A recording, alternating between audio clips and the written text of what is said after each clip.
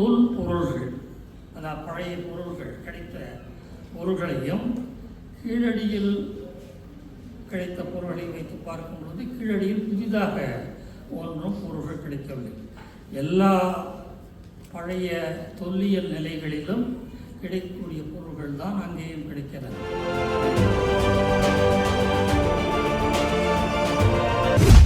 இதுவரைக்கும் தமிழ்நாட்டிலே செய்த தொல்லியல் அகழாய்வுகளிலே இந்த பழைய வீடுகள் பற்றி நமக்கு செய்திகள் அதிகமாக கிடைக்கவில்லை. அது ஒரு புதிராக இருக்கிறது.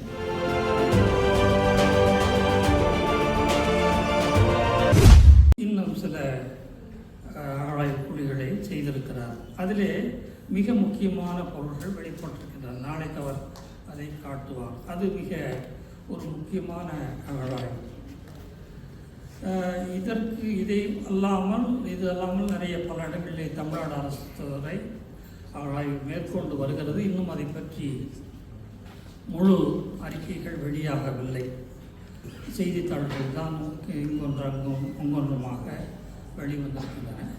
ஆக இன்றைக்கு அதிகமாக அடிபடும் அகழாய்வு, அதாவது எல்லோருக்கும் தெரிந்த ஒரு அகழாய்வு கீழடி என்பதாக தெரிகிறது.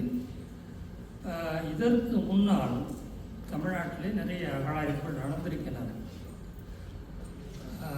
இப்போ கீழடியிலே கிடைத்த பொருள்கள் இந்த செங்கல்லால் சில வாய்க்கால்கள் போன்ற அமைப்புகள் கிடைத்திருக்கின்றன.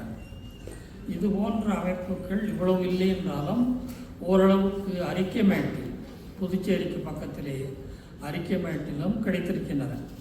அதை ஒப்பீடு செய்ய வேண்டும். அந்த காலத்திலே அதற்கு அதிகமாக விளம்பரம் இல்லாததால் அதை பற்றி வெளி மக்களுக்கு தெரியவில்லை. ஆனால் இதே போன்ற அந்த செங்கல் கட்டடங்கள் அங்கேயும் கிடைத்திருக்கின்றன. கீழடியில் ஆனால் இதுவரைக்கும் நான் அறிந்தவரை டாக்டர் ராஜன் தெளிவுபடுத்துவார். வீடுகள் என்ற அமைப்புகள் கிடைக்கவில்லை.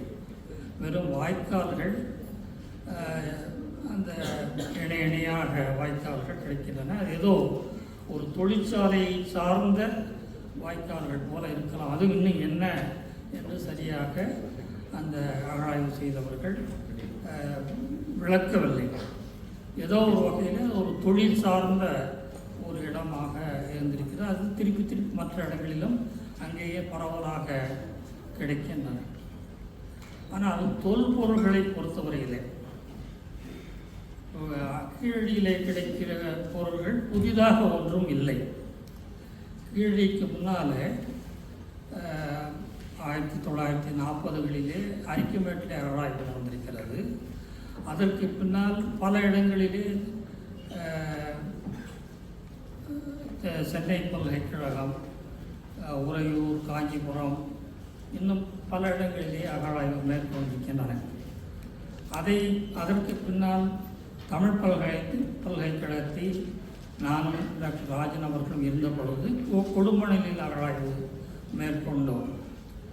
இந்த இடங்களில் எல்லாம் கிடைக்கக்கூடிய தொல் பொருள்கள், அதாவது பழைய பொருள்கள், கிடைத்த பொருள்களையும் கீழடியில் கிடைத்த பொருள்களை வைத்து பார்க்கும் பொழுது கீழடியில் புதிதாக ஒன்றும் பொருள்கள் கிடைக்கவில்லை.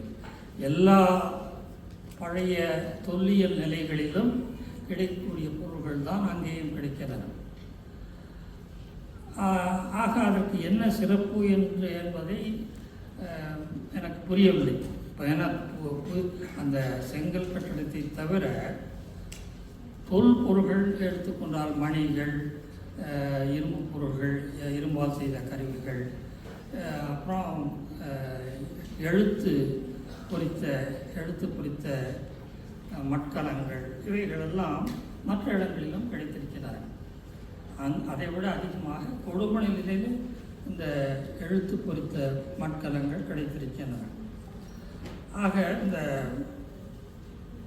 நாம் இந்த அகழாய்வுகளை பார்க்கும் பொழுது, அகழாய்வு செய்திகளை பார்க்கும் பொழுது இந்த மாதிரி ஒப்பீடு செய்து பார்க்க வேண்டும்.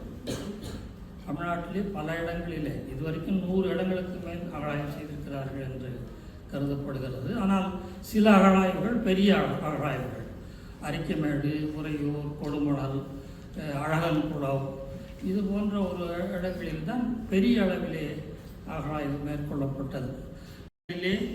எப்படிப்பட்ட மக்கள் எந்த வகையான தொழில்கள் செய்தார்கள், அவருடைய இருப்பிடங்கள் எல்லாம் எப்படி இருந்தன போன்ற செய்திகள் நமக்கு கிடைக்கும்.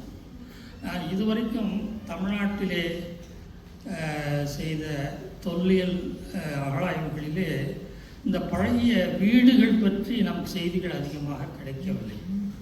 அது ஒரு புதிராக இருக்கிறது.